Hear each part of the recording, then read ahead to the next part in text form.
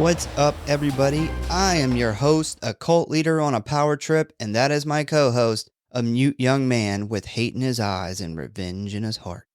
And welcome to the Grindhouse Syndicate, where we have entered our final and fourth week of our Fan Appreciation Month, where all month long, you guys pick the movies we covered. And we thank you guys for participating in this. All are really great movies, all very different movies. But this one I looked forward to the most. Today we are covering a movie that is no doubt a hidden gem. A movie that does not get talked about enough, in my opinion. I will say, if you haven't seen this movie and don't want spoilers, pause this, go watch it, and then come back. Because this is a very good film with some good twists in it. Also, if you are a Lovecraft or practical effects fan, then this is going to be right up your alley.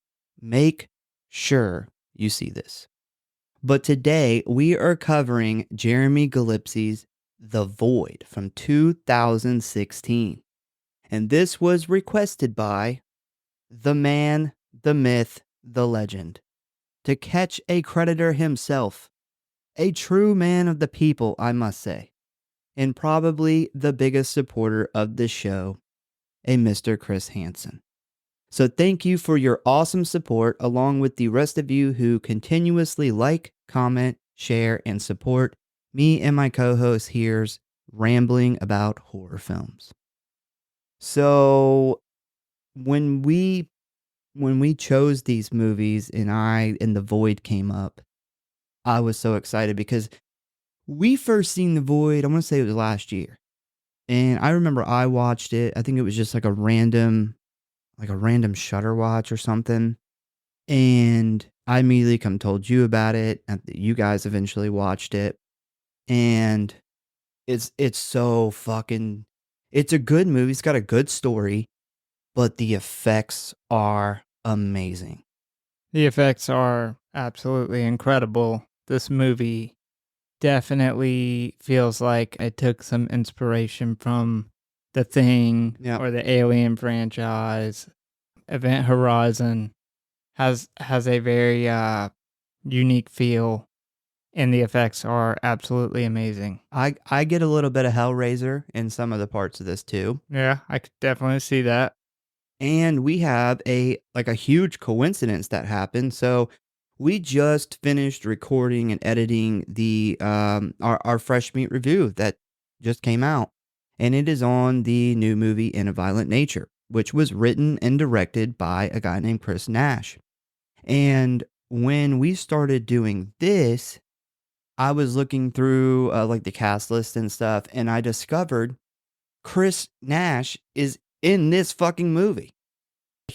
And I also found out that he is was the special effects supervisor for fucking Psycho Gorman, which had really good special effects. I think it even won a Chainsaw Award from Fangoria for its special effects. So this guy, obviously very good at special effects, very knowledgeable at it. But yeah, it was a big coincidence because we did not plan that. Yeah, this is one of many really weird coincidences, whether it's dates or shit like this. Just, it's the Matrix, man. We're living in the Matrix. Yeah, we had one really weird one that no one ever noticed, but episode 28 was 28 days later. And we didn't even notice it until we published the episode and it came out. And then I realized, that's weird. Didn't we cover, was it like Trick or Treat, or it was around that time. I don't know if it was that movie, but it was like the exact day that it came out is when we covered it. Yeah, there was another one that was having its 20 or 25 year anniversary, and we had released the episode a few days after, and then we had realized we really recorded it the day of or the day after the anniversary. Had no idea. Yeah, there was something with The Exorcist too, which I know that was the big 50th, but there was something weird with, I don't think it was the anniversary of it coming out. I think it was the anniversary of them starting the filming or something. Yeah, there was something weird with that. But Yeah, I'm super excited about the Void. I really like this movie. I think genuinely most people would like this movie. I don't know why it's not talked about enough. I guess after my research, maybe it was not put in very many theaters and it's a smaller budget movie, but what we'll find out later on is that the people who did the effects were not small budget effects people. So, I think that's one of the things that made it so good. I think my theory on why it's not talked about as much, or why some of the people who watch it don't care for it as much, is more in the, and we'll get to this, more the ending. A lot of the, it's kind of ambiguous. Some of the things, so this is Lovecraft horror, Mhm. and a lot of the elements of those are like fear of the unknown, or fear of the, like, things that are incomprehensible to the human mind. And I love that stuff. yeah, so, but some people don't. And that is something that is one thing for me personally. I like everything to fit together. Like, I like all the puzzle pieces to fit together. I like to know why each decision was made. And I enjoy a movie like this because it makes me step back and look at it through a different lens. But I know some people don't share that same thought. Yeah, also the ending, it leaves it up to what you think is going on, and there are a lot of people that want solid answers. Yeah, it's a very ambiguous ending. It's definitely left wide open. And I know there's a lot of people who hate endings like that. I personally like endings like that, but there's definitely a lot of people who don't. All right, well, let's get into it. But first, if you want to stay up to date on what is going on with us or the show, talk about or submit your movie request, or just say hey, you can always find us at one of our social media accounts or our official website at grindhouse.horror.pod.com, Facebook at the Grindhouse Syndicate Horror Podcast, Instagram at grindhousesyndicate.horror.pod, and many more, which you can find links for in the show notes as always. And please subscribe or follow for alerts on new episodes. And if you really love us and don't want us to have to join a cult that wears weird triangles on their faces, give us a review. All right, so The Void is a 2016 Canadian Lovecraft horror film written and directed by Stephen Kostanski and Jeremy Gillespie. It was produced by Jonathan Brofman and Casey Walker. It stars Aaron Poole, Kenneth Welsh, Daniel Fathers, Kathleen Monroe, and Ellen Wong. The plot follows a small group of people who became trapped in a hospital by a gathering of hooded cultists and by grotesque creatures. The creature effects were crowdfunded on Indiegogo and they raised $82,510, while the film's funding was done through traditional channels by the production. It premiered at the 2016 Fantastic Fest and later at the Toronto After Dark Film Festival. The film was given a limited theatrical release on May 21st, 2017 in the UK and the United States, and on April 17th in Canada, initially opening in just 31 theaters before expanding to 50. Yeah, it didn't get around. Yeah, I don't know. We've talked about this before. This is something I'd actually like to look up, how many theaters there are actively in the US, but I know 50 is not a good number. I know typically big movies will open anywhere between 2,500 and 3,500 theaters. Yeah. So 50 in that context is even worse. Yeah. So it earned approximately $55,000 on its opening weekend and grossed $149,000 during its release, with a total box office of $377,000.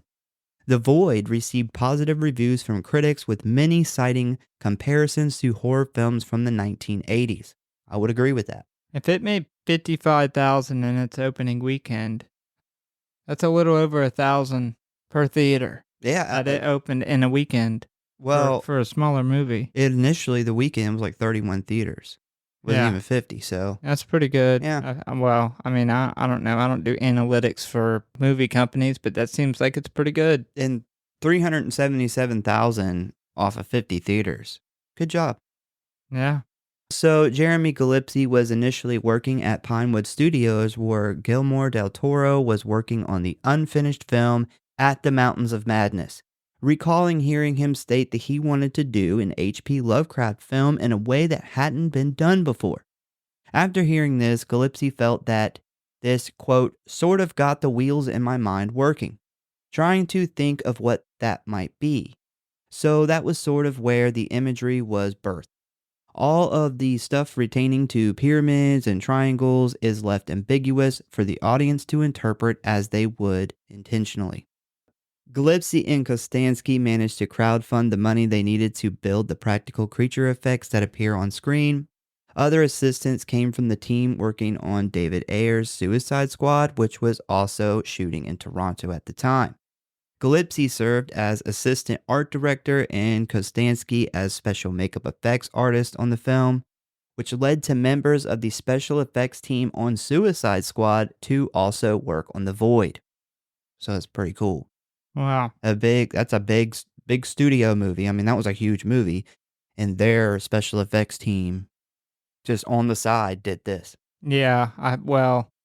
I could only imagine which one has better effects. I've never seen Suicide Squad, but I've seen this, and this would be hard to top Well, for a superhero movie. I have seen that movie. It was somebody talked me into going. That's awful. It was terrible.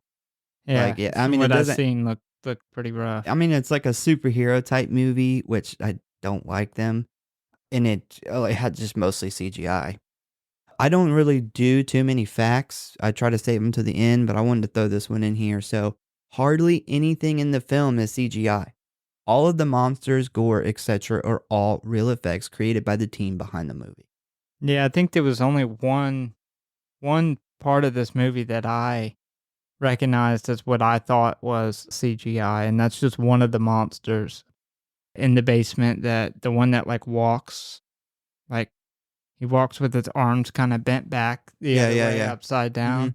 But other than that, and I'm not even 100% that that's CGI. Just I thought it was.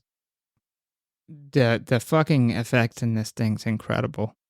So, Gillespie later declared The Void as a difficult production, noting that every single thing was the biggest challenge. It was a soul-crushing nightmare. Everybody was pushed to the limits on this movie. The one ray of hope we got was the cast, which came together at the last second. They were so easy to deal with. So, and that sucks. I mean, for it to be this difficult to film, and I know that one of the actors, I believe it is the guy who doesn't speak. He was cast, I want to say, like 3 days before they started shooting.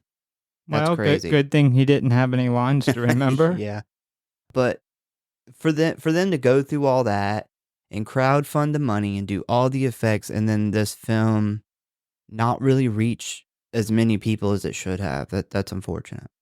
Yeah, that does suck. That's a lot to go into a movie. I mean, there's already a lot that goes into every movie, but to have to crowdfund, not only crowdfund for the special effects, but then separately for the rest of the movie, have to find production companies to invest into it and all this shit. You know, the effects team working on another movie at the same time and all this stuff, and it ends up not being appreciated like it should. So, The Void was set to shoot in Canada on November 17th, 2015. It filmed at the former location of St. James Dunn High School and Vocational School, and the school has since been demolished. It was tore down in 2016, so a year later. All right, so ratings. Rotten Tomatoes gave this thing a 78%. IMDb gave it a 5.9 out of 10. Letterboxd gave it a solid 3 out of 5. And the average audience rating from Google is a 3.7 out of 5. If you would like to watch this movie, you can currently find it streaming on Tubi, Redbox, Plex, Crackle, and Amazon Prime for free. No excuse. I feel like it's Been a while since we had a Tubi on there. Yeah, it's been a few weeks. So strange how the first 10 movies we covered were Tubi movies, and then just it's been a drought. Well, I actually looked on Tubi the other night, and a lot of those movies that we had done, because there was 3 movies I was thinking about wanting to cover, and I'm like, well, let me check and see if they're on Tubi, because I didn't see them on any of the other stuff I had, and they weren't on there either. So is Tubi slipping? They're slipping a little bit. They should have called us. They should have called us back. All right, so plot. Ready to talk about this story? Yep, let's get into it. All right, so we start off looking at this wooden door with a black triangle painted on it and a dead body laying in the hallway. We then hear screaming as a man and a woman come running through the front door of this house with 2 men close behind them shooting bullets in their direction. We see the man escape into this dark field as the woman is gunned down by the 2 men. We then get a better look at the 2 gunmen as they walk over to the woman who has been shot. One of the men is older, probably late 40s, early 50s, and the other is much younger, probably somewhere in his 20s. As the woman screams, we see the younger of the men begin to pour gas all over her injured body as the older man stares into the dark field, smoking a cigarette. After claiming the man who got away won't get far, the older gentleman then tosses his cigarette onto the gas-soaked woman, and we see her body instantly burst in flames. As the 2 mysterious men drive off in an old car, we then see someone dressed in an all-white costume covering their whole body with a black triangle covering their face. Don't you know cults are supposed to be in all black? Not this one. You know what? They probably started shooting it, and they're like, we can't fucking see them. Yeah, the movie's too dark. We got to put them in white. So we then get our title card, The Void. We then jump to the local sheriff who is just parked on the side of an old dark road, having a conversation with his dispatcher, until a random man comes stumbling out of the woods in front of his car. And at first, the sheriff thinks this guy is just very drunk, but as he turns his flashlight on, he notices that the man has blood on his face. He then quickly loads the man into his car and rushes him to safety. Well, I bet you that he is going to regret ever doing that. Yeah, I would imagine so. I don't even think I guess at the end he has some time to reflect on this. Yes, he probably does. Awful decision, but I have a feeling whether he picked this guy up or not, they were going to get him there one way or another. Possibly. While driving, he calls the dispatcher on the radio and asks where he should take the guy for medical attention. The dispatcher answers that the closest place is Marsh County, who, even though recently had a fire destroy most of the hospital and is still in the process of moving to a new facility, it is still open with limited staff. So we then see the car pull into a very empty-looking Marsh County Memorial Hospital, and this is going to be the setting of our story. How does the dispatch for the police department not know where the closest hospital's at? How does the cop not know that? Yeah, well, I don't know. That's probably a good question too. But I thought that when he radioed that in, I'm like, if I picked somebody up right now, I got off the top of my head at least 3 hospitals that we could go to, and depending on where I picked them up from, I kind of know the closest one to go. Yeah. I guess this is probably a small town in the middle of nowhere. Clearly, this little area doesn't have a hospital. So, maybe they're right in the middle of 2 towns with hospitals. But the dispatch should probably have that answer on hand. And they don't even give them a clear answer. They're just like, well, this one's the closest, but they had a fire, but it says they're open, so Google says they're still open. Yeah. I don't know. So the officer carries the bloody man inside, where he is greeted by 2 nurses who quickly bring over a gurney. They load the man up and attempt to communicate with him, but this guy isn't really able to talk, and he pretty much just moans and has limited movement. Once the nurses take him in the back, we see the sheriff, whose name is Danny Carter, look around the lobby and see only 2 people sitting there while waiting for the doctor. So this is where we're going to start meeting some of our main characters. So we then meet our nurse in training, Kim, who has been sitting and entertaining the hospital's only patient, who I don't think we ever learned the guy's name or why he's in the hospital. Then we have two people in the lobby. We have Ben and his pregnant granddaughter, Maggie. And they are there to see Dr. Powell, who is the only doctor at the hospital tonight because the baby is doing a lot of moving and I guess it may be time for her to go into labor. Next up is Dr. Powell and his two nurses, Allison and Beverly. The doctor tells Danny that the guy he brought in has had a serious trauma and has been uncooperative. And then they also had to give him a sedative to calm him down. A moment later, Dr. Powell talks to Danny in a back room, and this is where we learn that Danny and Allison are recently separated and they have lost their only child. Dr. Powell then attempts to relate to Danny by explaining his situation when he lost his only child, Sarah, years back. So, a lot of important information kind of in this like 5 to 10 minute scene that we see. Yeah. And, if I had lost a child, I would not, I would be really aggravated Yeah, by this I doctor think a lot of coming people would. and telling me this. Like, unless I ask to talk to you about this is not something I want to have a conversation about, nor hear you tell me how you know how I feel. So a little later on, we see Danny walking through the hall when he suddenly hears some crying coming from our no-name patient.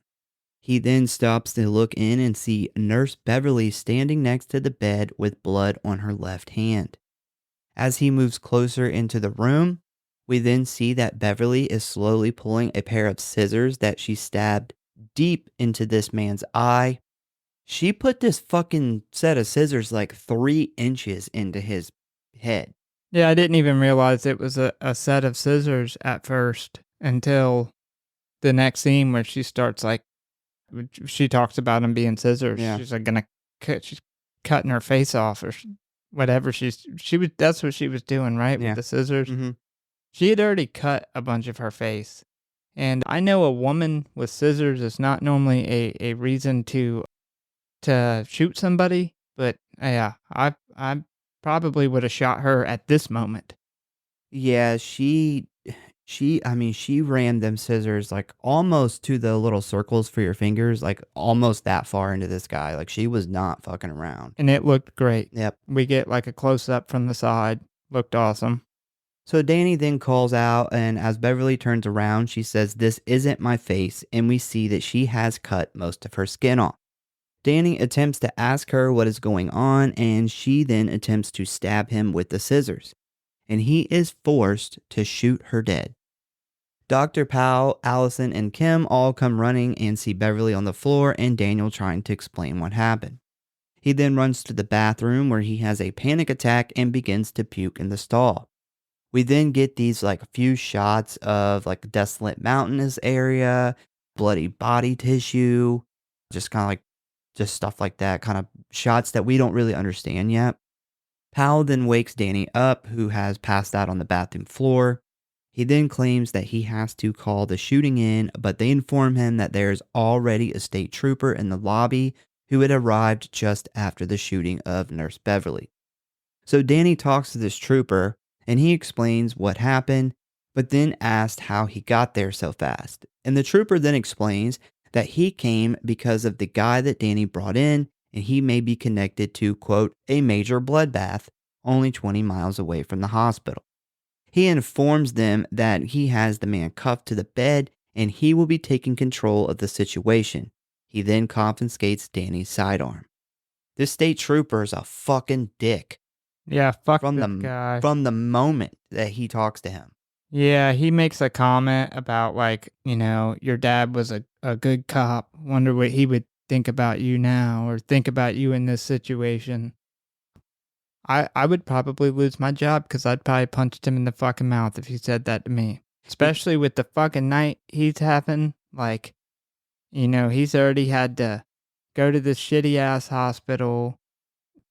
This guy went crazy. He had to shoot a fucking lady who cut her fucking face off. A lady he knows. Yeah. Had to listen to the fucking doctor try to talk to you about your kid that died. Yeah. He should have told him to take his fucking Metamucil and fuck off. Yeah, Yeah. and I'd be like, how are you this fucking old and you're still just like a regular trooper? Like, why aren't you like the captain? Like, you're doing like an entry level cop trooper job, and you're fucking 78 years old. Yeah, I would be like, why are you not fucking retired? Yeah. Like, get your fucking old ass out of here. So Danny then goes to attempt to call in the shooting, only to quickly discover that neither the phones nor his radio are working. While inside his police car, he then notices a person in the white robe with the triangle face is standing there watching him. Danny then tries to communicate with this person, but then hears a loud noise, which causes the electricity to short out, and the person in white attempt to stab him. Danny then gets a slight stab wound to the shoulder before he is able to throw the man off of him and get back up. As he regains his footing, he realizes there is now multiple white-robed people in front of him. And this is where things are about to kick off. I do like how this movie, you really don't have, they do character building and they do it quickly and it's good. And then fairly soon things kind of kick off. Yeah, pacing's good. I mean, we start out with a pretty important scene with some action going on. We get a lady lit on fire after she's shot, and then it jumps into things pretty quick. I do want to note, so during that phone call, that's when I realized that the dispatch was not the actual dispatch, which is why they did not know the hospital answer. But I think another big point, another thing that points to that is when he goes in, I don't know if you noticed, but he mentions to him this guy he's got, and they ask him about it, and he's like, "Didn't dispatch call this in?" And they said, "No, nobody's called us." Huh. I didn't pick up on that. Yeah, it wasn't the dispatch. That was them leading him there. Oh, yeah. That was a good catch. Danny then runs inside, and we quickly cut to the body of the dead nurse, where we see a big bulge in her neck and tentacles flopping out of her mouth. It looks fucking good. You're going to hear me say that a lot in this episode, but it looks fucking good. So back in the lobby, Dr. Powell, Kelm, and Allison try to stop the bleeding in Danny's shoulder. Danny then passes out from blood loss, and he begins to have a vision. The vision shows us a body covered up by a sheet on a medical table, a bloody heart pumping, some weird space stuff, and an unknown man standing in front of a triangle of light.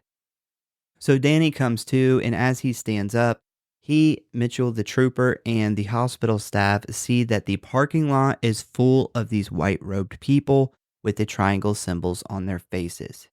So these guys are just standing there. They're standing like very still, very creepy, and they're all holding these like ceremonial type daggers. They're fucking like some really big knives. Yeah, yeah. Definitely dagger size. Definitely dagger size.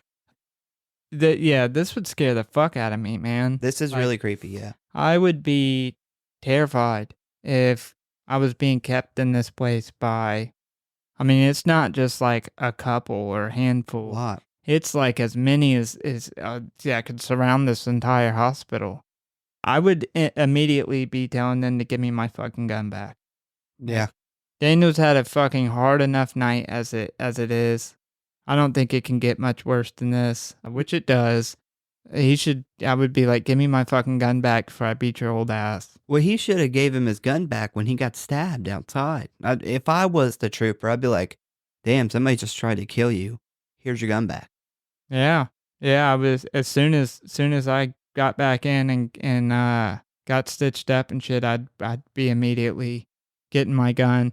If I was this old ass cop, I would have definitely gave him his gun. I would have been freaked out. I'd have been like, here, we need as many people with guns as possible. We then suddenly hear the handcuffed man screaming in the back room. Trooper Mitchell then runs back there to see like what's going on.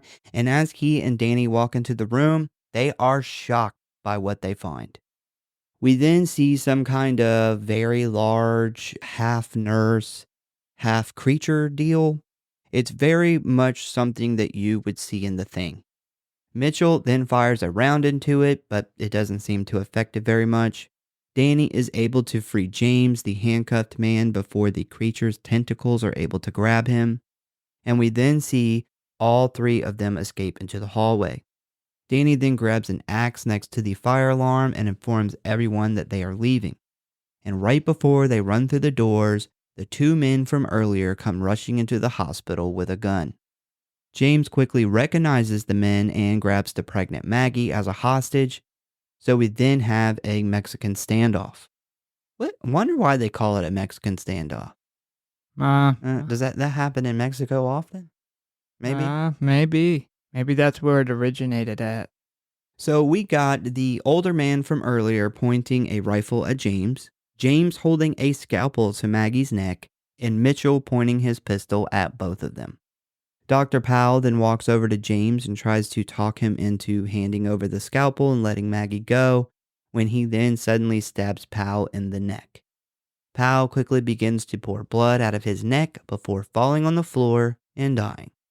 Maggie's grandfather, Ben, then old man punches James in the face, freeing Maggie and knocking James unconscious.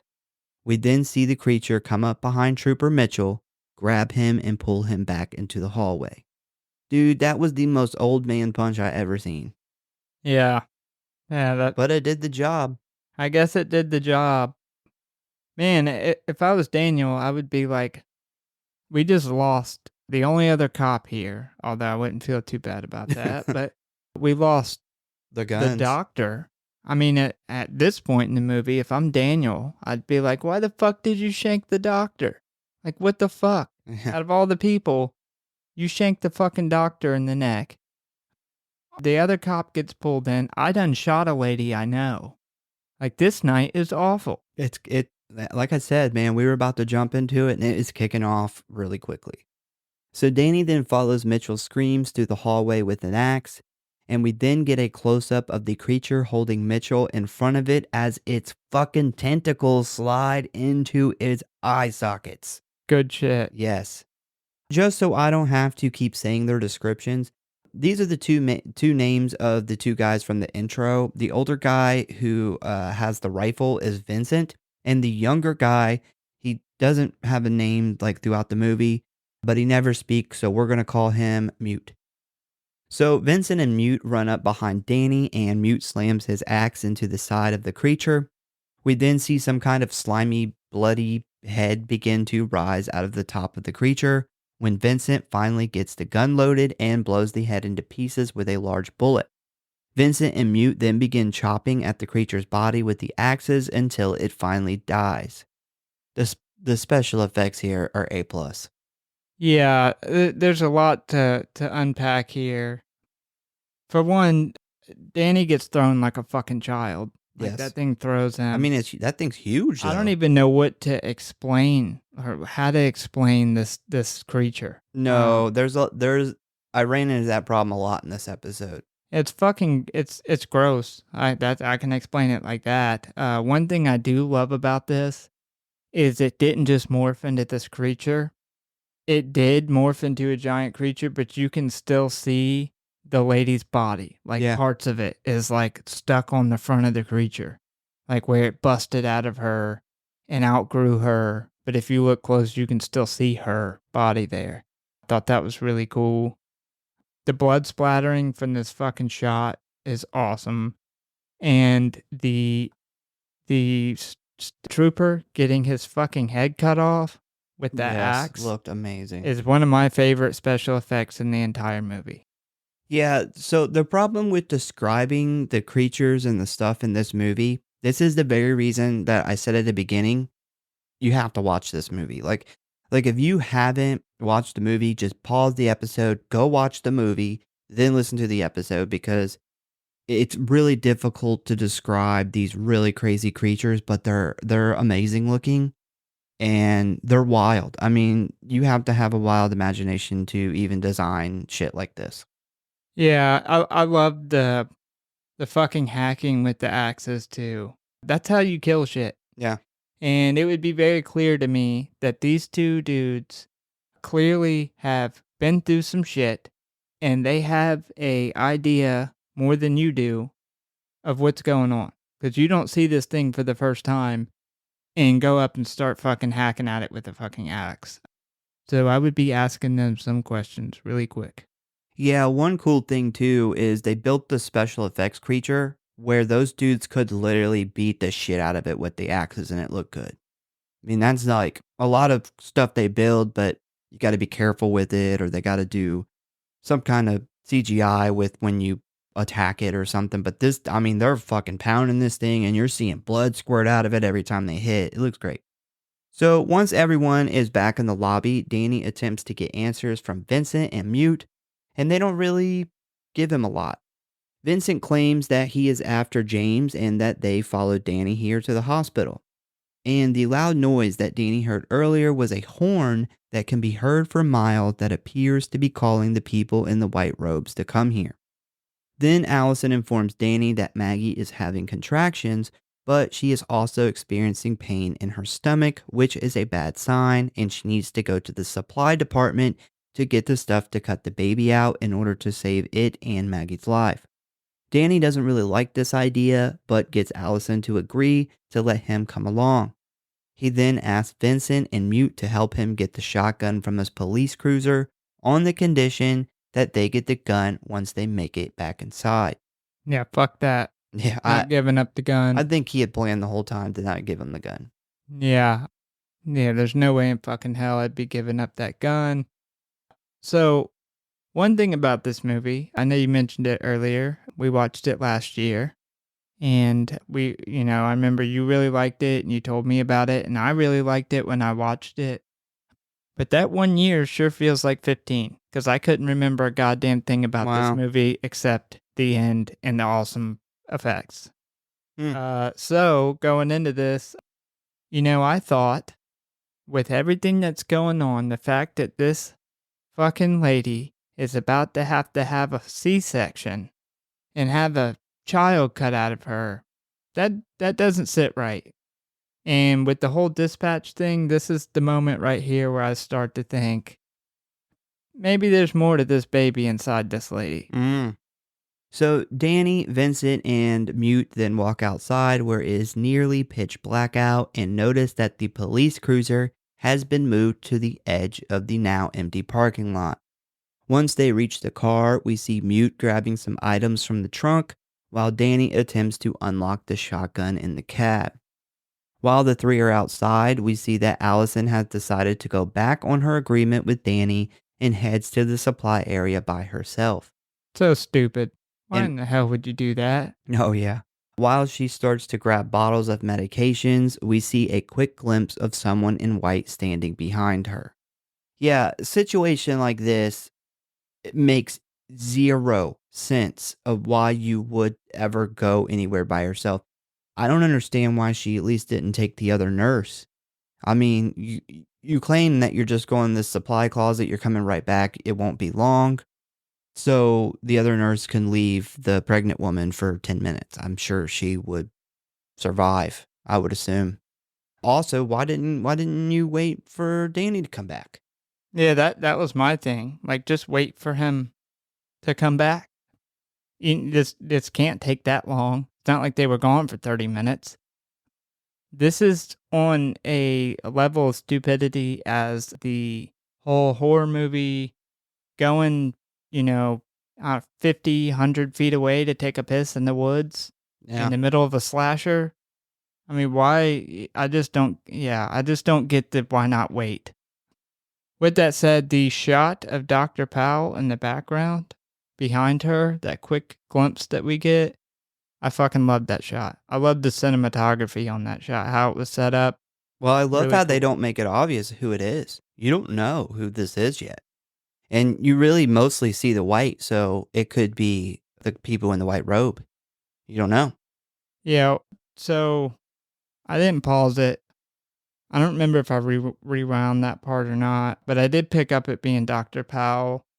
And my thoughts is that there's some type of parasite, and clearly it's gotten into people. Anybody who came in contact with this guy, this initial guy, it spread.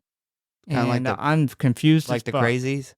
Kind of like the crazies? It's in the water. Yeah, like a super version, like the thing or the faculty, except all you got to do is be around them and it somehow gets inside of them. Like it doesn't actually, we don't see the transfer. So at this point, I'm thinking, well, goddamn, everybody at this hospital could be infected. Like, do we know until they die or decide to come out? So yeah, I'm lost at this point. So, meanwhile, back outside, while Danny is still unlocking the shotgun, Vincent begins to notice the people in white are surrounding them, when suddenly one attacks Mute from behind. But right as he goes to stab Mute, Danny shoots him with the shotgun and they all three quickly retreat back into the hospital.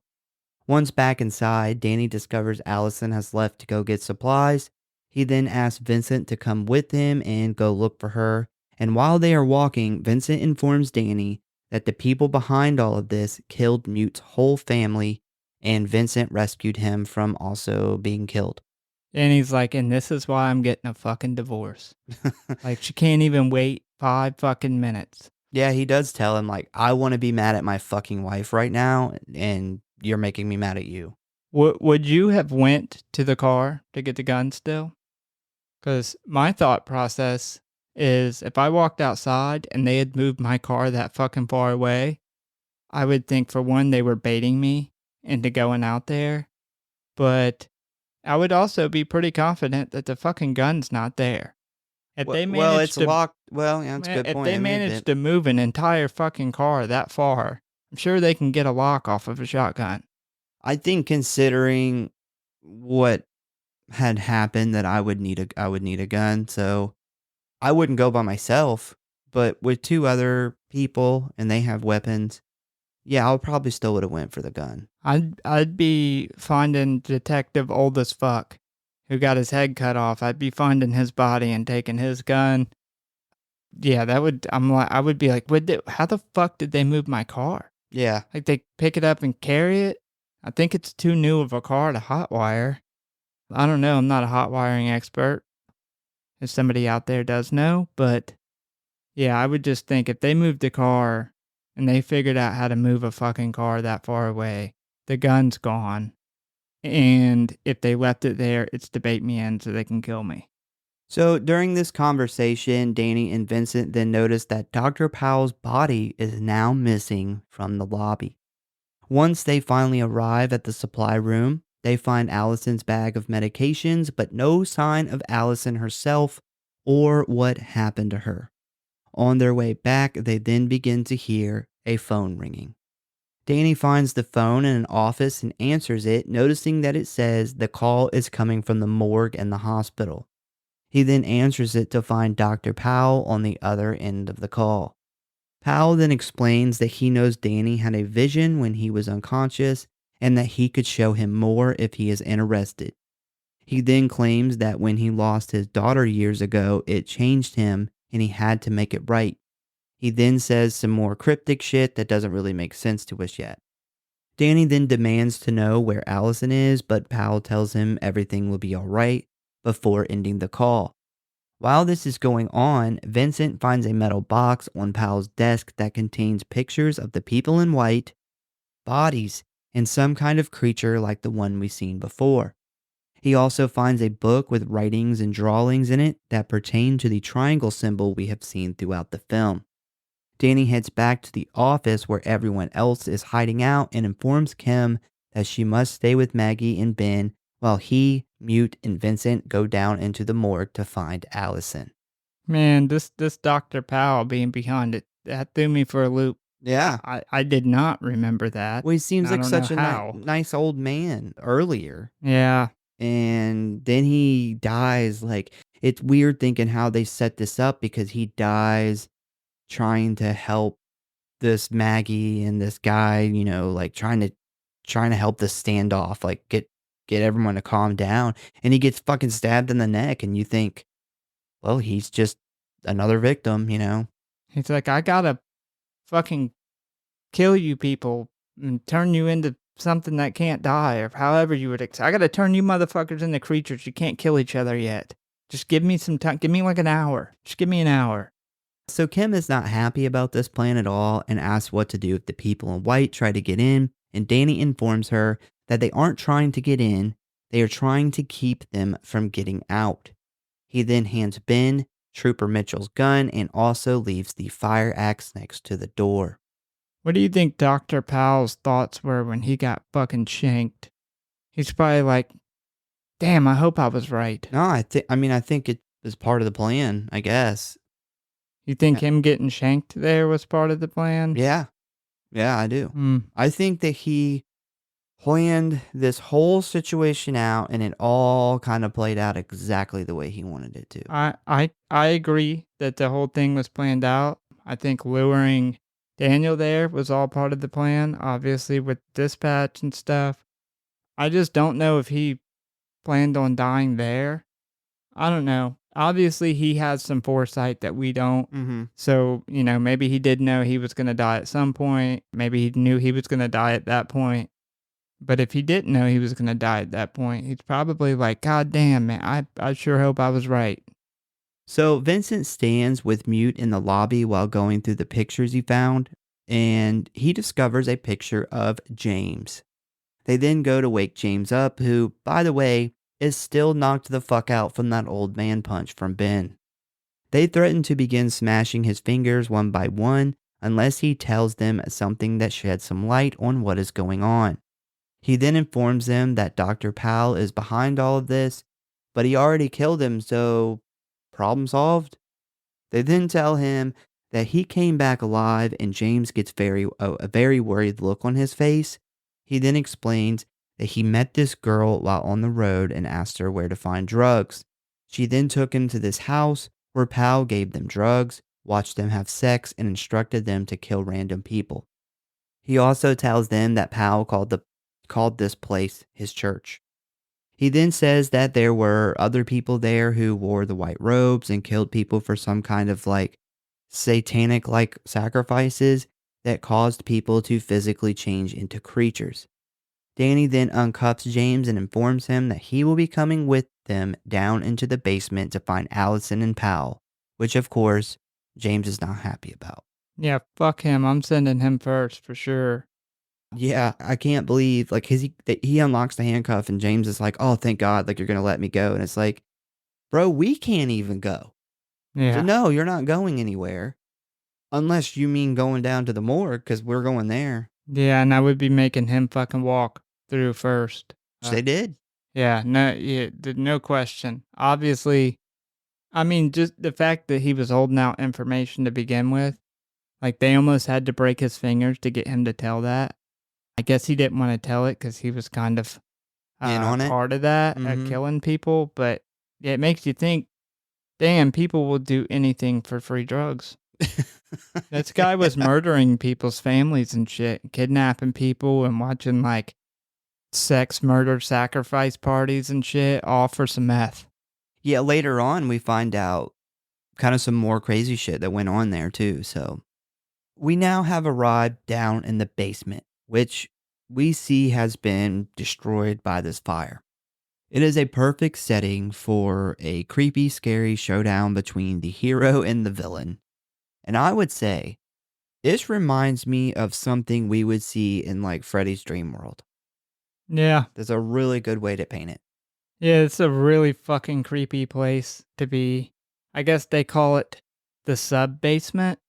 Is that what a basement's basement is called? Never heard of that. Yeah. You know that a basement of a basement is never a good thing. That's too deep. If you're going that deep in the ground, it's to hide some shady shit. Yeah, because you would just build up. Yeah, it makes no sense. Once you get under the basement, there's definitely sketchy shit happening. And it's interesting to note that as they're going through here, Kim gave them directions to the morgue, and she, at this point, does not recognize where the fuck they're at. Yeah, as they're going through, they realize the place has been somehow kind of switched around, and her directions are no longer making any sense.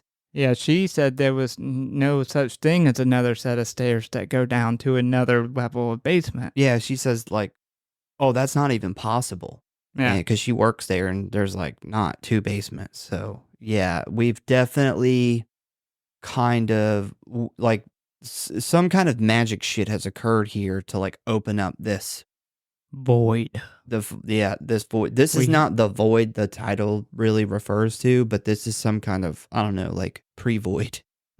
I think this is kind of the void. I think this is a level of the void that he has created through his cult shit. I don't know how to explain it.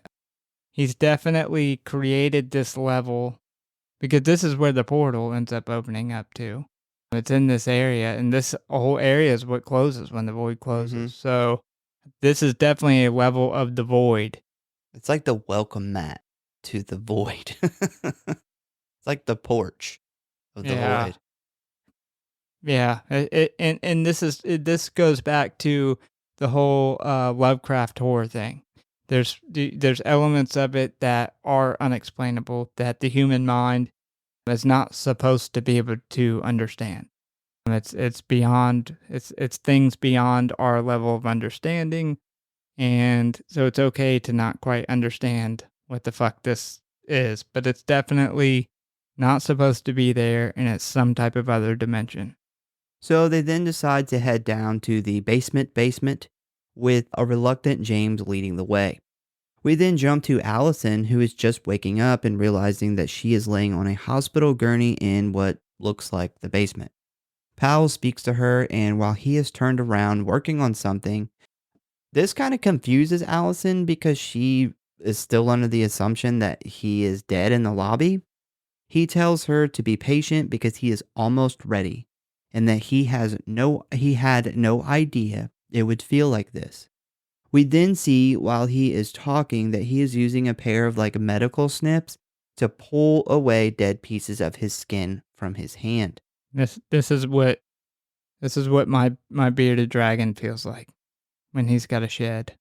Huh. It's like it's transcendent. Do you have to pull it off, or does he? No, it's actually really bad for you to pull it. Like you can't help the only thing you could do to help him is to spray him down.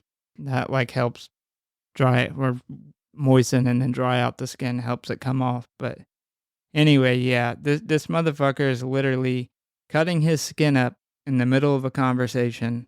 What a shitty person to be strapped down by. He then goes into the story of how he lost his daughter and how it destroyed who he was, and decided to try to find a solution to saving someone who couldn't be saved. Meanwhile, we see the group walk into a room that has a very complex looking triangle painted on the floor, and Vincent remarks how it smells like a grave in there. He then says that this symbol was all over the house he rescued Mute from, and that they had found tons of bodies down in the basement.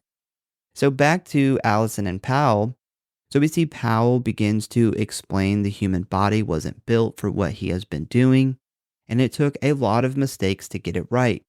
Some of those mistakes are still living down in this basement, but he has figured it out now, so she has nothing to worry about.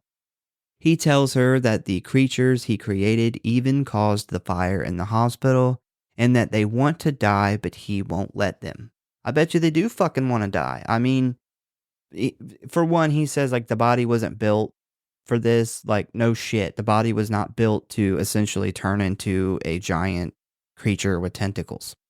Also, if you were a giant creature with tentacles and you couldn't talk or anything, you could just kill, I guess, you probably would be pretty bummed out and you would want to die. So, no shit. Yeah, this whole thing leads to what I consider the best scene and the best one shot and the best scene of the entire movie. But this is what he's talking about here is pretty fucking horrifying. He then claims that he has figured out how to stop the cycle of life and death, and tonight he is going to bring his daughter back from the dead. We then see him finally turn around and walk towards Allison, looking like Frank from Hellraiser. Like he has no skin. He is just blood and tissue. It's very Hellraiser. She then asks him to please stop, and he tells her it's too late. It's already done. As he pulls the sheet down to her hips to reveal that she has some kind of creature moving around inside of her stomach. I sure hope that Dr. Powell used some hospital equipment and not his own equipment to put a baby in her while she was knocked out. Yeah, this was surprising to me Sure hope he because didn't use his tentacle. I think it's great because we the audience think that he's about to do something to her. But then you quickly realize that he's already done the really fucked up shit to her. Like, it's too late. And it kind of paints the whole Allison character as immediately doomed. Yeah, that creates this kind of push and pull in your mind, or at least it did for me, because I was like, damn, she's doomed. He's already put this shit inside of her. But then my other side of my brain said, no, this is Daniel's wife. Like, this is the main character. Their whole love story is a huge part of this. There's got to be a way that they're going to reverse this somehow. So it was kind of like I said, this push and pull. Like, is she doomed, or is there going to be a solution? So we then see Danny and gang walking down this dark, creepy hallway, and we start to see all of these dead looking creature things. It's truly a hallway of horrors. It's awesome. It is fucking is awesome. And it just gets better and better. If you don't care for like Lovecraft horror or anything else we talk about during this fucking episode, watch this movie for this scene, because it is fucking awesome. I remember when I seen this the next 10 minutes that we'll talk about. I remember when I had to tell you about the movie, and I was like, dude, there is this scene with some of the best fucking special effects makeup. It's not just one or two. It's like a ton of shit. And your eyes are like almost darting around the screen trying to just see it all. It's great. Yeah, I'm sure you're about to jump into it, so I'll wait. But what introduces us to this scene is what I think is the coolest part of this movie. I already know what you're talking about. Yeah. So we see a bloody torso hanging from the ceiling. We got body parts laying around. A weird half creature, half human thing. It's pretty fucking wild. So back upstairs, we see that Maggie has become unresponsive and Ben demands Kim do something to help her. She then notices that Maggie is very hot and pulls back the blanket to find that she has been bleeding from her baby door. Down in the basement, Vincent starts to hear a ringing and sees a vision of his bloody dead wife. The group then hears something close by and shines the flashlight in that direction. And we see this person whose whole fucking face, like not just the skin part, but literally like the bone, the tissue, all of it, it's gone. And they are repeatedly slamming their face crater into this like metal rod sticking out of the wall. And the cinematography shoots this in a way that when this creature turns its head, we can see that the hole is all the way through its head completely. There is like a 1.5, 2-inch diameter fucking hole in the middle of this face/head, and it goes all the way through. And he is literally on his knees fucking headbutting this thing repeatedly. And if you remember what the doctor said, these creatures down there are trying to die. Yeah. They want to die. So this thing, for God knows how long, has been slamming its head into a pipe, trying to kill itself, and it cannot. I mean, yeah, it's destroyed its whole essentially its whole head, Yeah. At least all the stuff that matters, and it still can't die. Yeah, not only are the creatures themselves absolutely scary as fuck, but the idea of being turned into that and still being aware of yourself and unable to die, no matter what you do, is absolutely fucking horrifying. Like, I think that's scarier than the creatures themselves, is the thought of being in their place. And he then, like, he also says, like, he's keeping them trapped down there, so they can't even leave this area, this place. They can't even get out. Yeah. You know, like I said, the creatures are really scary, but knowing that they still have enough of their mind left to know that they're trapped in this body and that they can't die is just, it's a horrifying thought of being trapped in this dark place with all these scary looking fucking things, and you're one of them, and you can't do anything, like you can't even kill yourself to get out of it. So Vincent says out loud that he thinks they are in hell, which I 100% agree with him. Yeah, if there is a hell, this is it. I think the tagline for this movie is hell is a real place and this is worse. Yeah. Which is pretty accurate. And we then start to see, which, I couldn't even sit and explain it all, but this is where you just see a ton of these creatures, like bloody, ripped apart, deformed. They're everywhere. I mean, yeah, I can't even explain like all the different ones. They're all different. They're all fucking crazy looking.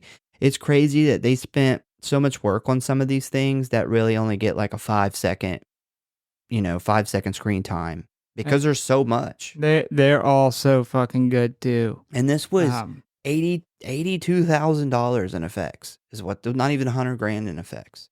Yeah, and that this scene has that one CGI, what I'm pretty sure is CGI. But everything else in this scene, I'm pretty sure everything else was practical effects. At least everything that's close enough to the camera that you can see it in detail.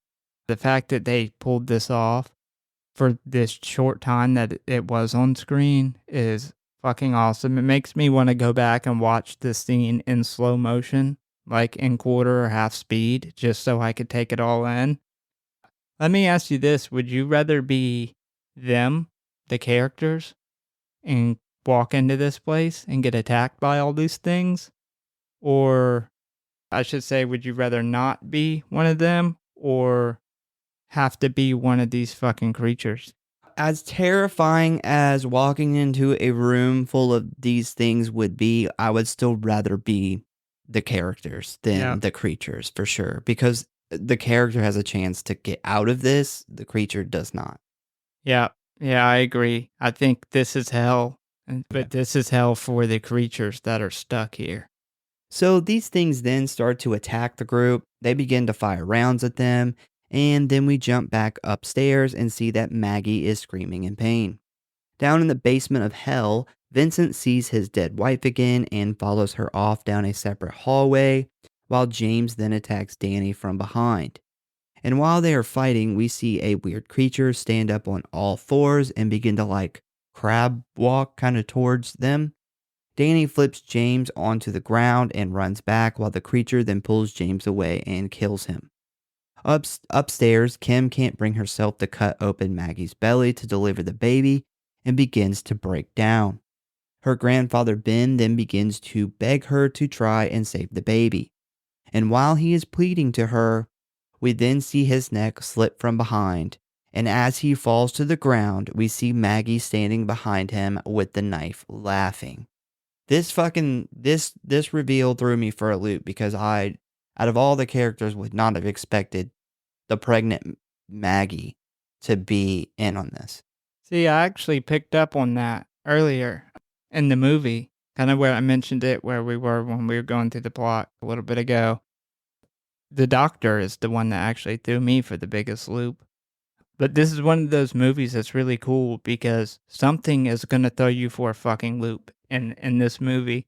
And you think that there's my first thought when you see the first creature is aliens. No doubt it's aliens.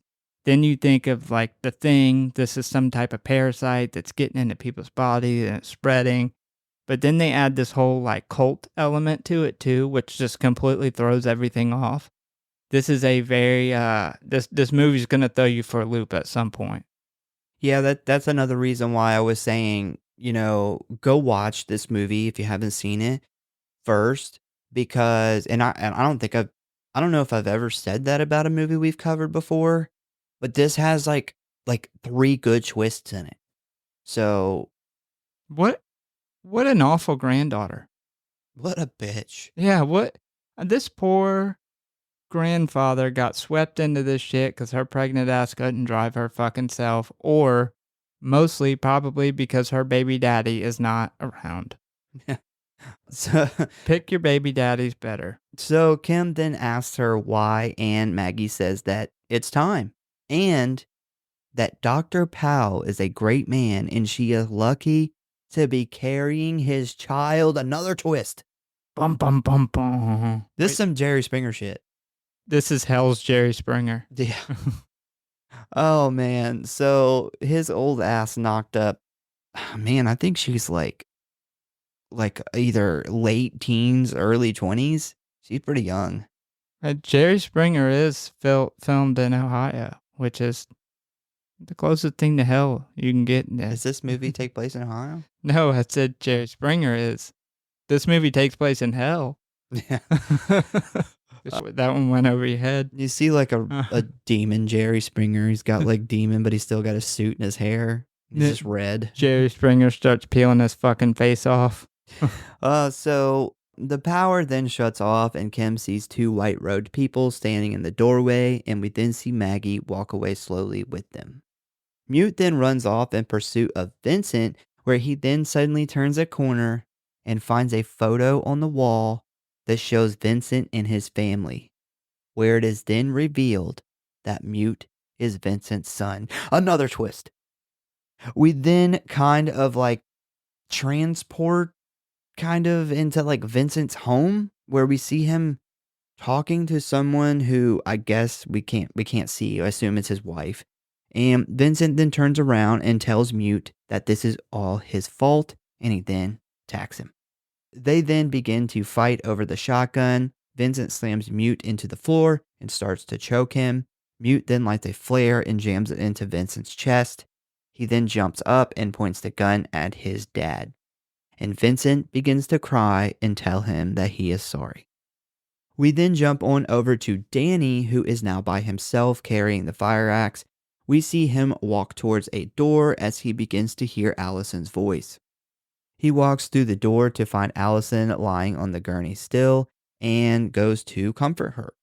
Allison is now all of a sudden 9 months pregnant and tells Danny she can feel it coming.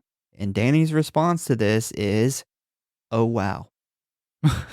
Literally, wow. That's what his response was. Oh, wow. I didn't know you were pregnant again, honey. Yeah. I haven't been fucking Dr. Powell since you've been working here, have you? Yeah. So Danny then hears his name being called by Powell, and he looks up towards him, and he then tells him that he knows Danny's secret.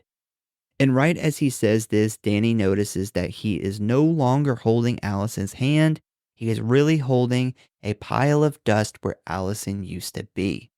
Powell then says that the night he told Danny that their baby didn't survive, he could tell Danny was actually relieved.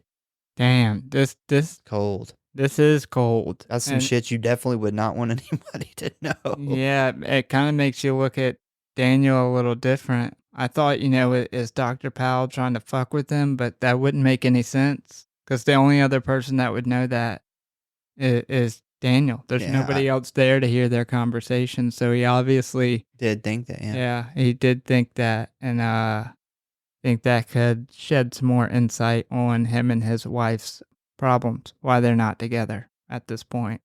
So after he says that, the veil is now lifted and we see what has really become of Allison.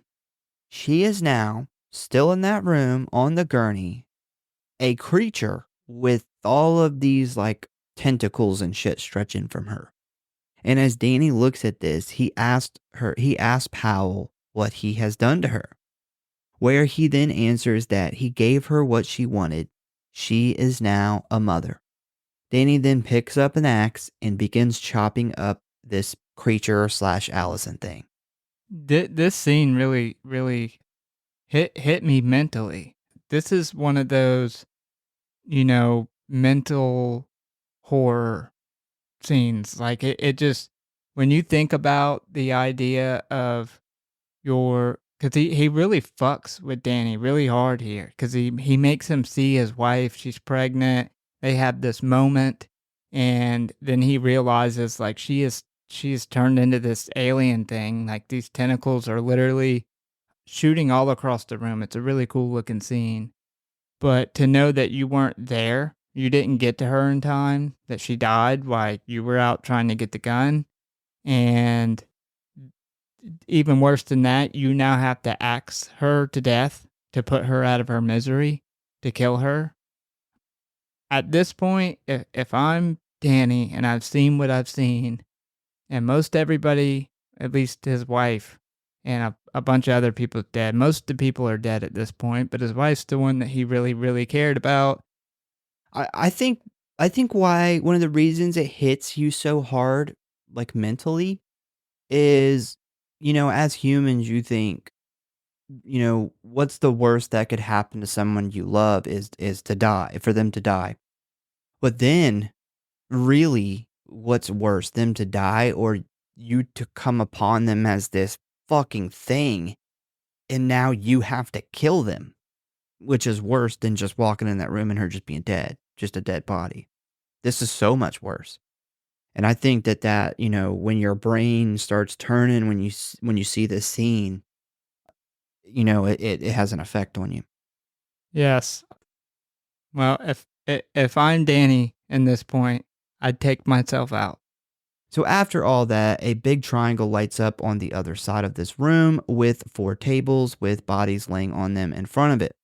Danny says that all he sees is a monster who thinks that he is a god, and Powell responds by saying, "Of all the things I have shown you and you still don't understand." Well, Dr. Powell, I've seen this movie 4 fucking times and I don't understand what the fuck you're trying to show him.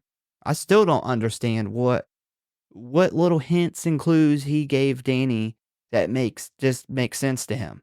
Yeah, I was very confused at what should have been obvious. Yeah.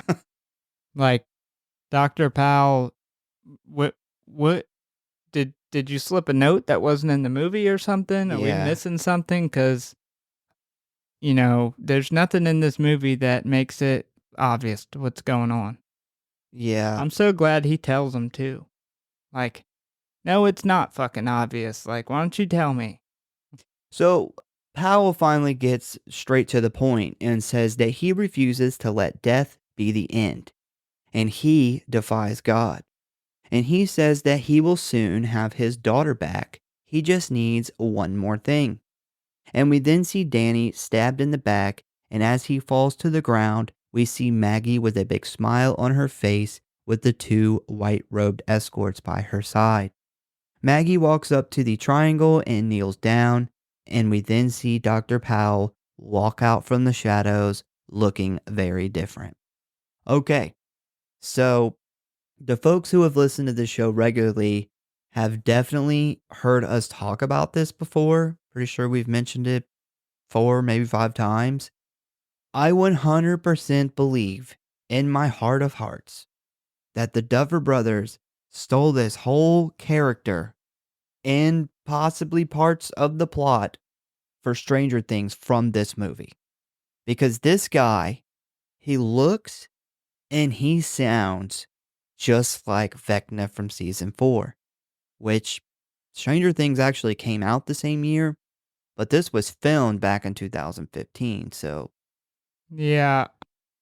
I wonder when they filmed the Stranger Things. Like, would they have been able to see this? Because I agree with you. Well, I think yes. Dr. Powell looks so fucking awesome that the Stranger Things decided to steal it. The Vecna didn't come out until last year, like a year and a half ago. Yeah, I know. I'm saying, I wonder if this movie, it was released independently, at least at the film festivals, before they started filming.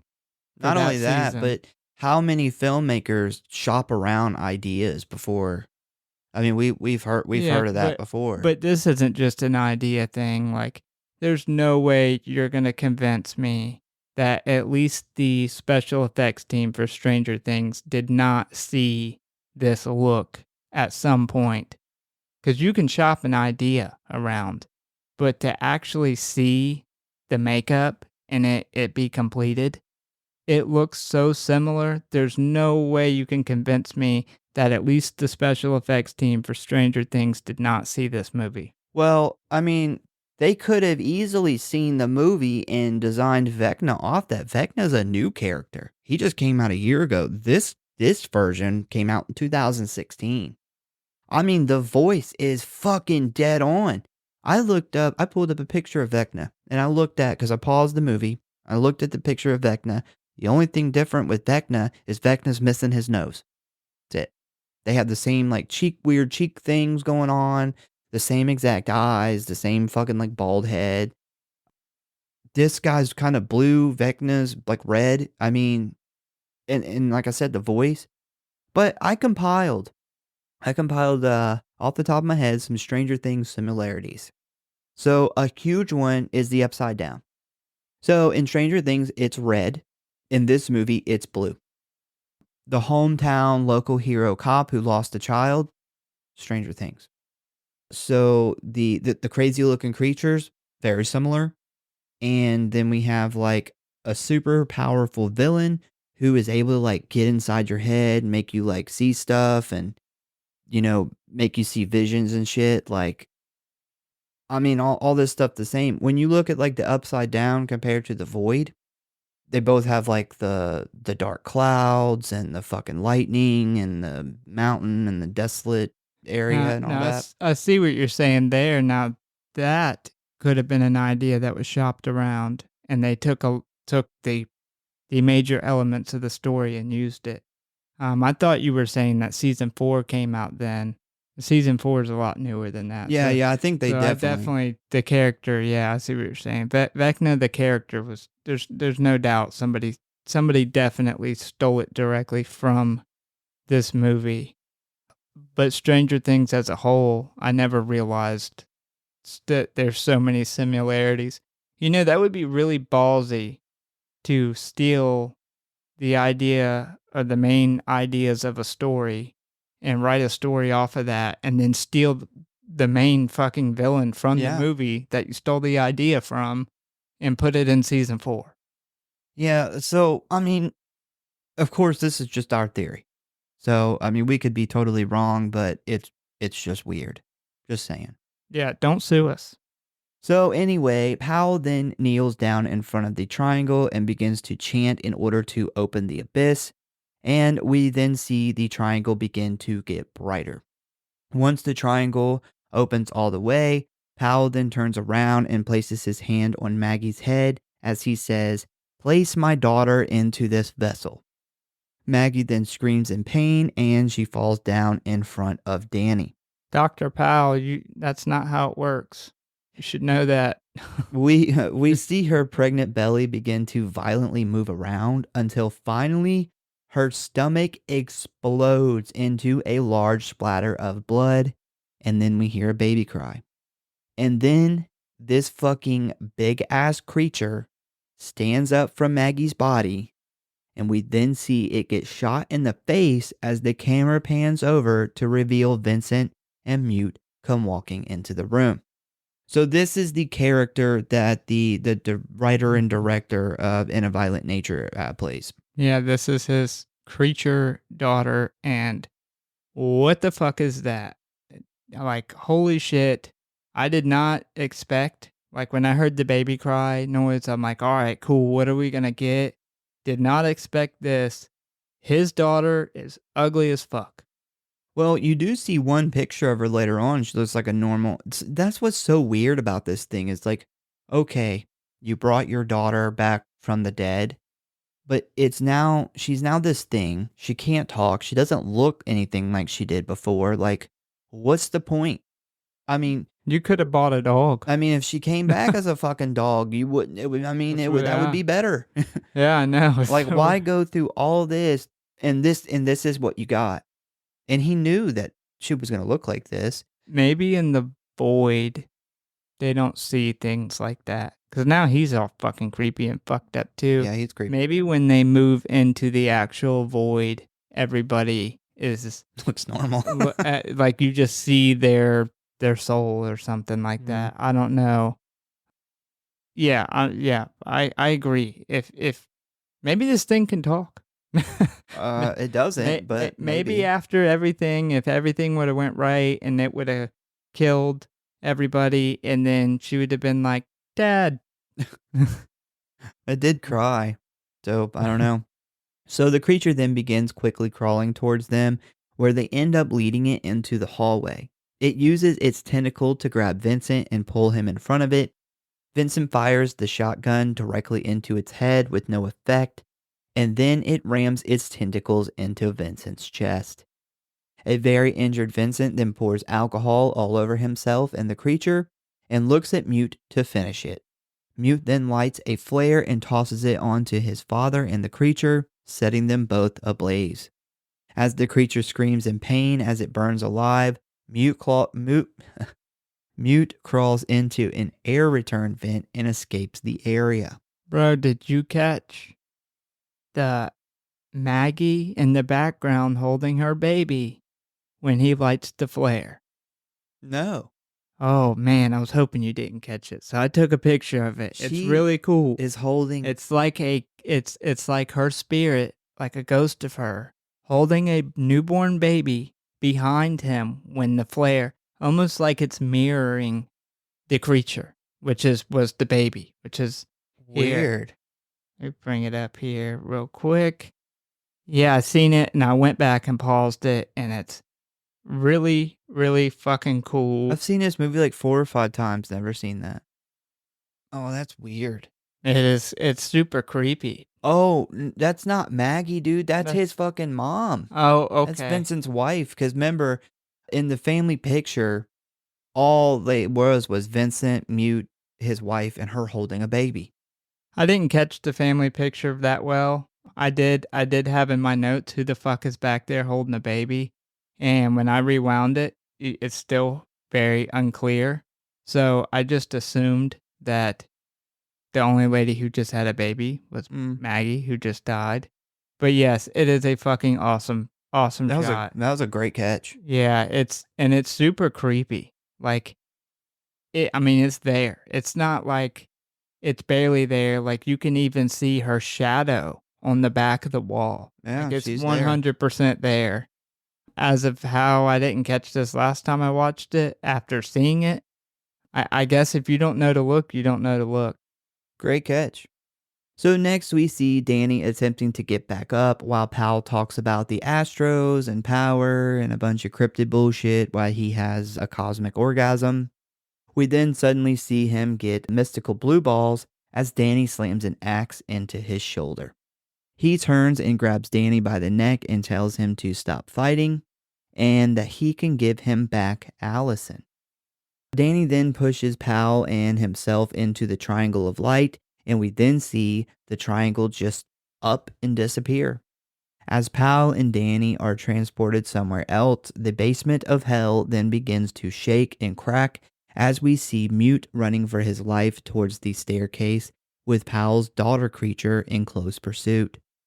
As he runs down this long hallway, we start to see the walls closing in on them, and right as he makes it to the end, the walls crush the creature and then cease to exist. As Mute finds himself back in the hospital, it is now morning and Mute finds the dead body of Ben in the office and comes across Kim, who is hiding in a closet. Next, we see what I guess is another dimension, kind of like the Upside Down. Pretty much, there are all these like dark clouds in the sky, and they got lightning, and there's like all this rock, and it's kind of like desolate. And it has these mountains, these huge mountains that are in the shape of these big triangles. And Danny is standing with Allison staring into the sky. We then get a shot of what they are looking at, and it is a giant black pyramid just floating in the sky above them. Danny then takes Allison's hand, and the screen goes black, and that is the end of the void. Well, Daniel got his wish. Him and Allison get to be together. This seems like an awful place to settle down together. Well, not to mention, Dr. Powell is still there somewhere, being creepy and evil as fuck. And he has powers. Yeah, it's even worse. What are they going to eat? I do. They're going to starve to death within like days. Wonder if you need to eat in the void. They can't die. Like, Allison's already dead. He's dead. He's like tackled into another dimension. She's definitely dead.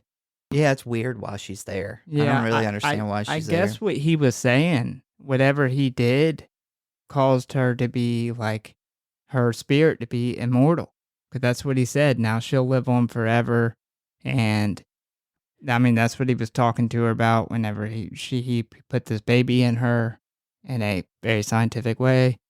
And yeah, I would imagine that they can't die. They probably just starve to death but never actually die. Like those fucking creatures who couldn't kill themselves. It's gotta be. You know what sucks too? Is they don't have any clothes. So they're stuck in their like clothes that they died in. He's stuck in that like uniform. They don't even have a house. Nope. They could take shelter under the big triangle. It's like a the big pyramid. It looks cold. It's like a nighttime desolate desert with a fucking dust storm going on. It looks like shit. This is the Dust Bowl at night. It'd be cool to drive past it and see, but you wouldn't want to live there. It's like Florida. They're like, is the sun gonna come up? They're like, instead of Florida man, it's the Void Man rips his face off while he's having a conversation. Florida's cool to vacation. It's another thing to live there. Yeah. This awful ending for these two, unless they can stranger things it up and find a way to get the fuck out of here, which doesn't seem like that's going to be the case. Maybe 11 will open the portal. Yeah, they don't have an 11 in this movie, so maybe they'll show up in season 5. Yeah. That would be one hell of a connection. With season 5, they're going to have a giant floating triangle. They're just going to rub it in our face. They have a fucking giant floating triangle. I'm fucking officially calling it. Yeah, if somebody doesn't get sued at that point, I don't know. I do wonder, one thing I meant to bring up, we were going through it. Did Dr. Powell have something to do with Danny's dad dying? Because he makes the comment. He does. Yeah. I make that comment. I don't know. Yeah, I wondered, did he have something to do with the baby dying too? And I didn't think so, because it sounded like the umbilical cord got wrapped around the baby's neck. At least that's what he tells Allison. But he makes that comment at the end. I don't remember his exact words, but he's like, you're going to have to die as you watch me, something just like your child and your father. Well, he makes another comment too, where he says, I know that you don't understand this, and neither did nurse, whatever her name is, the first nurse. I can't remember her name.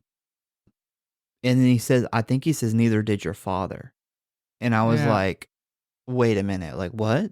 Like, did you transform them into like creatures? I know he did the nurse. Yeah, that was my thought. Did he get Danny's dad and turn him into a creature? Because you remember the nurse peels her skin off like Powell did.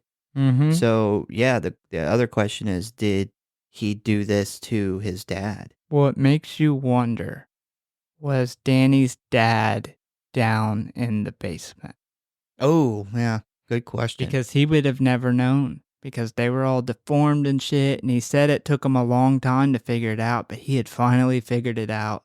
But he had all these fucking tests that couldn't die, that were just like suffering down in the basement.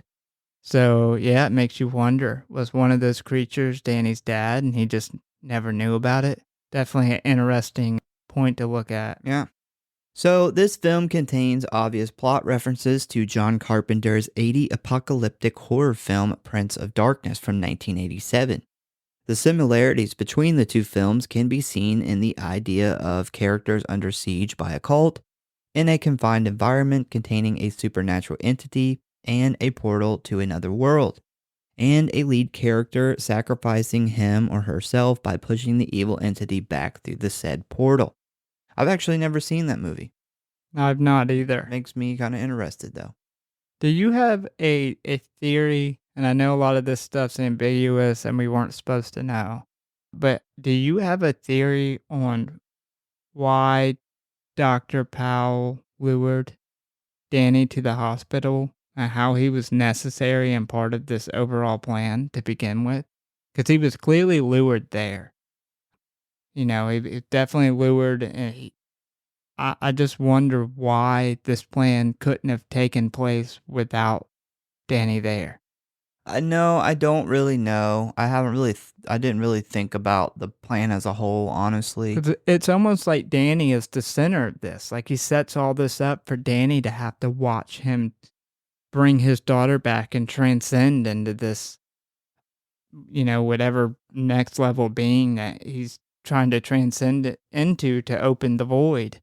Why did he set all this up for Danny to? Because he even kind of tells him, like, almost as if, this was set up, you're gonna have to watch this.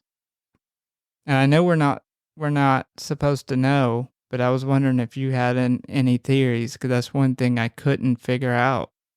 No, I mean, the only thing I could think of is like he needed, I don't know, like the blood of innocent person or multiple innocent people. Oh, I don't he ain't know. innocent though. He's awful. But not Danny? hold on. He's not awful, but he's not innocent either. He literally was relieved when his baby died. That's pretty bad. I don't know. That's the best I got.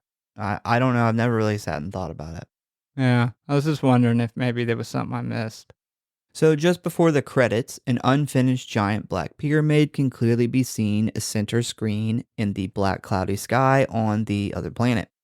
Although the pyramid is completed, during a moment, a sun ray cuts the pyramid by the head, resembling it as it is seen on the back of the US dollar bill.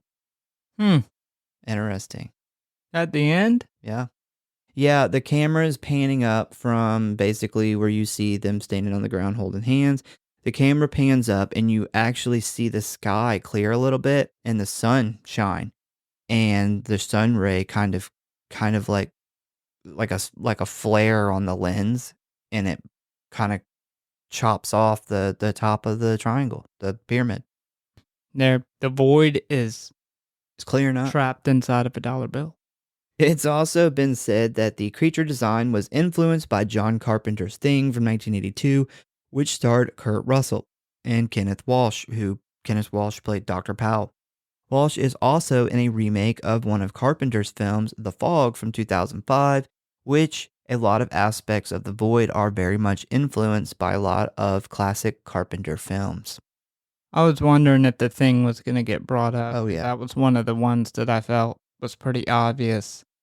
I think I named a couple of them, that the Alien franchise. You mentioned Hellraiser. There's the Thing. I kind of thought of the Fly too, with the, creature breaking out of your body.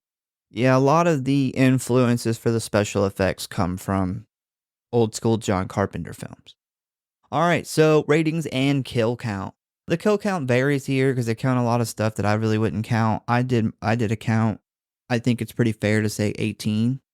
We have an unnamed woman who was burned to death by Vincent and Mute in the intro. You have Cliff Robinson, which I was like, who the fuck is that? But that is actually the guy in the hospital that gets killed by Nurse Beverly with the scissors. Then you have Nurse Beverly, who was shot by Daniel, came back as a creature, all that stuff. You have Trooper Mitchell, who was killed by the Beverly creature. You have an unnamed cultist who was shot by Daniel in the parking lot. James, who gets dragged off by a creature. Ben had his throat slashed by Maggie. Allison, who was killed by Danny with an axe. You have 5 unnamed cultists who were killed when Powell was standing in front of the triangle and he's like, now it's time for my followers to fucking turn into stuff. Then you have Maggie, who was killed when the Sarah creature burst from her stomach. Vincent, who was burned to death by the flare. Richard Powell, who was tackled into the doorway of the void by Daniel. Then you have Daniel, who jumped into the doorway of the void with Powell. And then you have the Dr. Powell's daughter, Sarah creature, who got crushed by the wall. So total of 18. All right, so favorite kill. I don't know if this one's going to be the same. This one had a lot of varying kills here. This did. So on the kill list, when you look up, and I'm sure you've seen this researching it, because I noticed you put some of them in there that I didn't know if I would have counted them as kills. There was a lot more. Yeah, there's like too. 38 or 39 or something. And one of those is Mr. Pipeface headbutting the pipe. But Yeah. I don't count that as a kill. But if that was counted, that would 100% be the coolest one. But I went with Detective Mitchell being beheaded. He's a trooper. Our trooper, he's dressed like a detective. Detective Trooper Mitchell being beheaded after his eyes were impaled by tentacles. I thought that was, as far as actual kills like that we get to see, that was some of the cooler special effects. And my second would be Maggie being ripped apart when Sarah Creature is reborn. Yeah, so one of the things the kill count did that I didn't like was it would count when a human died, and then when it came back as a creature, it would count them again when the creature died. Yeah, that And I'm didn't like, make any sense. that's two, that's two per, that's buy one, get one free. Yeah, I was reading through it, and I'm like, Yeah. well, these aren't killed. Like the whole point of the movie is these people can't die. Oh, it counts a whole entire kill as when his daughter died, fucking 20 years ago. Yeah, I think that wasn't in the movie. they had it at like 34, I'm pretty sure. And I'm like, yeah, maybe only half of those were actual kills. So my favorite kill was also Trooper Mitchell. The things in the eyes looked fucking just phenomenal. My second actually was Ben because I wasn't expecting it. When his granddaughter sliced his throat from behind, totally caught me by surprise. All right, so film rating. So I gave this a 3.9. Think this is a really dark movie that definitely takes you for a wild ride. I thought the pacing was fantastic. We jump right into it. The creatures and effects in this movie have to be talked about. We've already talked about them a bunch. And it's very obvious the creatures drew inspiration from The Thing, Event Horizon, movies like that. I think the effects team did a absolutely amazing job. The creatures were terrifying, and the scene in the basement with the botched creatures were by far the best scene in the movie for me. I love that we got the whole cult aspect of the movie too. I thought that made the plot even harder to decipher and really kind of left you wondering what the fuck is going on. I know a big complaint with this movie is that the ending's really confusing and it's ambiguous. We've already talked about this being like a Lovecraft horror.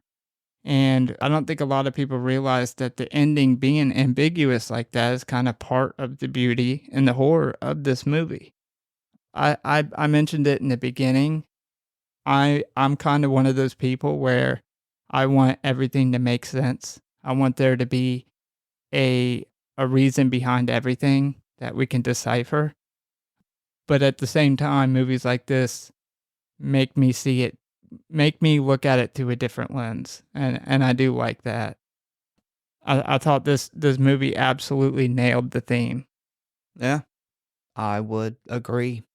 So I rated this a towering 4.5.